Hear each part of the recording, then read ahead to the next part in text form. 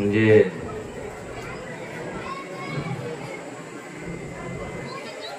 सेवानिवृत्त हा शब्द मला तर आवडतच नाही तर पटकीने कोणतरी इथं कोडसळ कोणतरी पोरग असणार तर म्हणणार आता ते सेवानिवृत्त होतात तुमची पण तुम्ही सेवानिवृत्ती जाहीर करा झालं कोट कल्याण.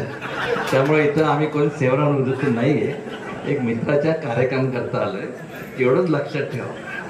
नाही जोरात हसताना जे जोरात हसतात त्यांच्याच मनात सगळं तुम्हाला सांगतो जरा एक एक करून मला नंतर भेटलं मग